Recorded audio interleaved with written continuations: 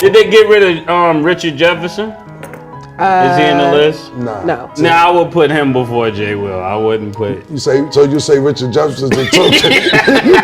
why Richard Jefferson a token nigga? What did Richard Jefferson do to be a token? If I say it on here, we gonna get fired. Who can fire us? We can't get fired. We own everything. I forgot. We can. That's the good thing about it is what it is. We can't get fired. Yeah, so man. What? Ask me it again. I thought I was on Disney. You know the crazy.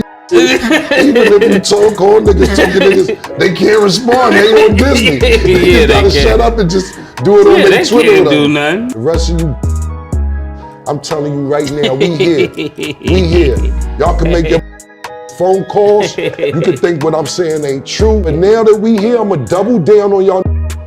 And we're gonna get the information, and now we gonna be the new source. We gonna be the new source. The new source. We the new source. All y'all analysts and pissed off, we gonna make you real mad now, because niggas gonna start hitting me with the information. So I wanna know, what do y'all think is the future of sports media? Draymond, for 2 years, or maybe 3 years, have been talking about the new media. We the new media, we the new media.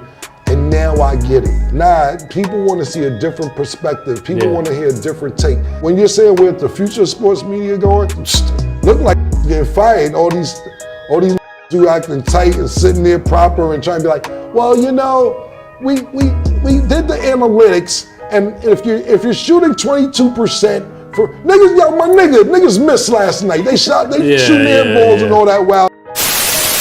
The ESPNs and the Fox Sports of the world have been having so many layoffs left and right,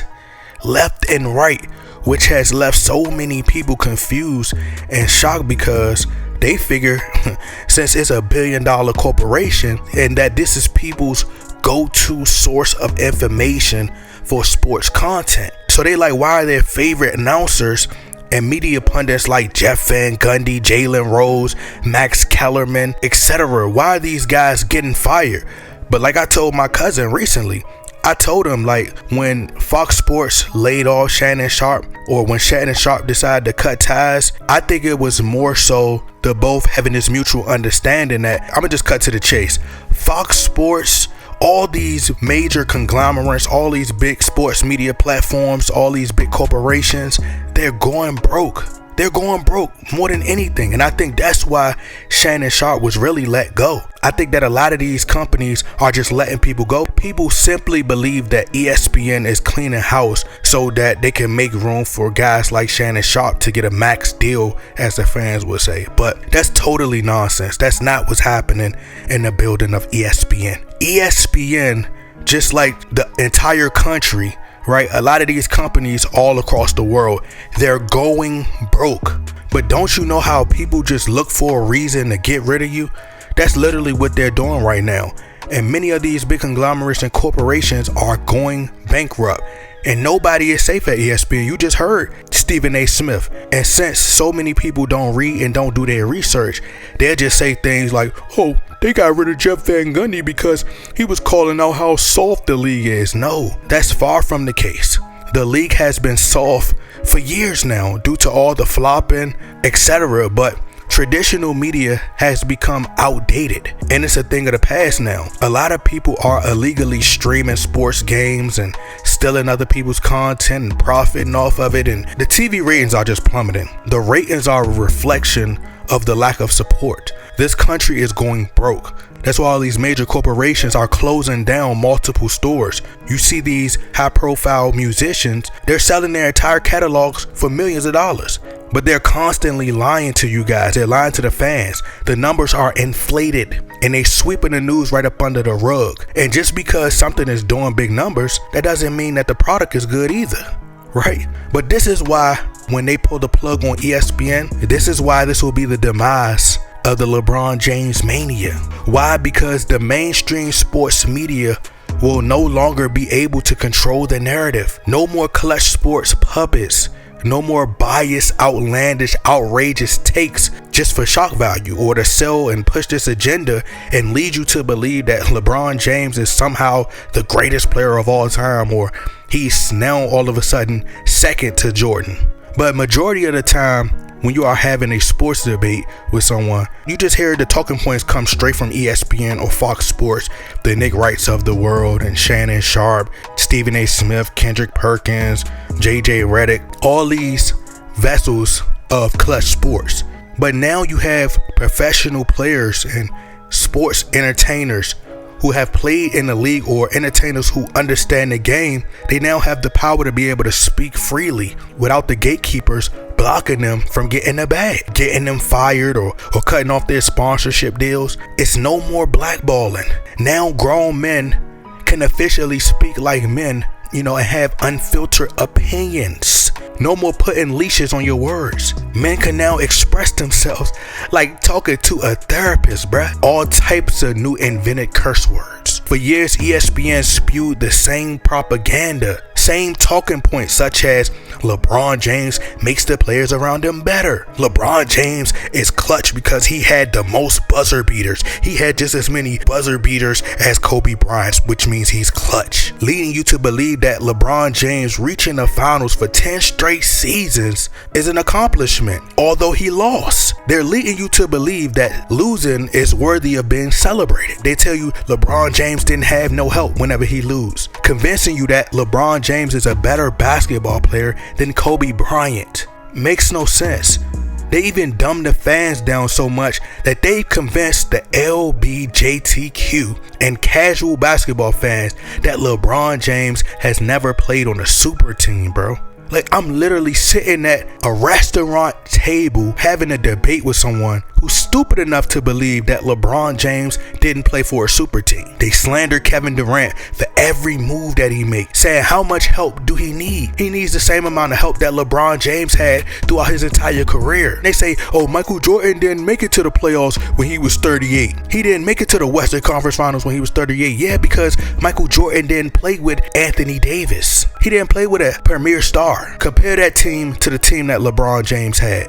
But in just 2021 alone, LeBron James had Carmelo Anthony, DJ Augustine, Trevor Ariza, Ken Bazemore, Avery Bradley, Darren Collison, Wayne Ellington, Taylor Horton Tucker, Dwight Howard, Stanley Johnson, DeAndre Jordan, Malik Monk. They say all these guys is old, but Malik Monk went to the Sacramento Kings and has done extremely well. Austin Reeves, Rajon Rondo, Isaiah Thomas, and Russell Westbrook, and he still didn't make the play-in tournament. And this is what they're not telling you. And the season before that, he had Marc Gasol, Montrezl Harrell, former Sixth Man of the Year, Kyle Kuzma, Wesley Matthews, Ben McLemore, Markieff Morris, Dennis Schroeder, and this man still wasn't making it to the playoffs. Alex Caruso, Contavious Caldwell-Pope, and this man didn't even make it to the play-in tournament. It makes no sense, but they want y'all to believe that Kevin Durant, he ruined the league with his move to Golden State. It was the weakest move in NBA history. They gonna call this man a snake, right? I had one guy tell me, oh, KD joining Golden State is like being friends with some people that jumped you.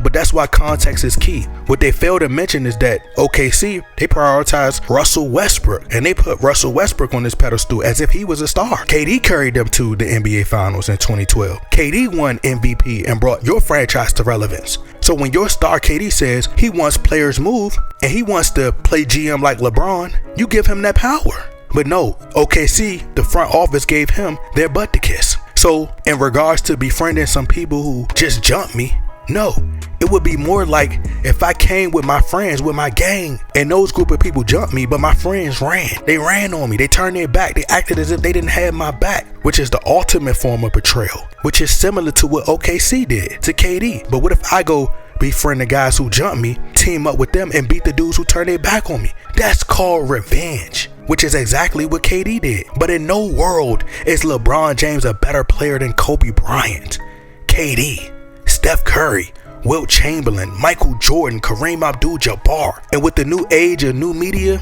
the bronzexuals will fade away. And now the real basketball fans could give their honest assessment. Now LeBron James will be exposed for the Robin that he is. The phony he's been all these years. And now Kobe Bryant, who's the closest thing to Michael Jordan, will finally be placed number 2 all time where he rightfully belongs. But without the hype machine, you'll see the fake GOAT fall apart and fall from grace without his superpowers. But here's what LeBron James peers are saying now about LeBron. Greatest basketball player ever to me. Ever to you? Ever. He's better than Michael Jordan, man. You know what your mom, my nigga. LeBron has always been in finals territory, the number 2 option, because the guys like Dwayne Wade in game 6s had 42 when it could have and should have been LeBron having the 42. He took the back seat and he was allowed the number 2 to take the number 1 role. Same with Kyrie, 41 game 6, I believe, came through clutch moments. When he has a guy who can come in and take clutch moments to the next level, it gives pressure release for him. To be the guy who ends games, right? You have to be a one-on-one player. Yes, for sure. He is not the one-on-one player. Same thing with LeBron, right? So when you're talking about the end of the game, that's a one-on-one juggernaut type of player. First, he had to have the first step, quick release. He can slow the game down. He can visualize. He know where he's going. Like, he can do that all in seconds. Yeah. That's never been him. Yeah, I mean, it's just like He has moments, but it's not what he is. That's not his expertise. That's Kobe's expertise. That's Jordan's expertise. Paul Pierce. That's what they're really good at. LeBron is great, first of all. When they talk about comparing him to Mike, I don't understand how they don't have the debate when it comes to Kobe. Like, I don't get it. I mean, what you forgot or something? What they forgot? That's what I'm saying. That's what I'm saying. Talk to me, please. I really think they forgot. Like, I really think they forgot. The mama, man. The certified serial killer, man. I think the closest thing to him was Kobe. My opinion, Man. is Mike, and then it's Kobe. I feel like Kobe gets slighted about all People this. who played against Kobe, Thank you. they know. Thank They you. know. They Thank know. you. If you haven't played against either one of them guys, you don't realize how good they really were. When you play against guys like that, and you know firsthand what they bring to the table, both of them was lethal. They trying to cut your throat. Man, I ain't trying to play with you. I'm trying to bust your ass. What I say all the time. This is why this will be the demise of the LeBron James glory, because now players and people can see the truth. You can tell me a lie, but my eyes can see the truth.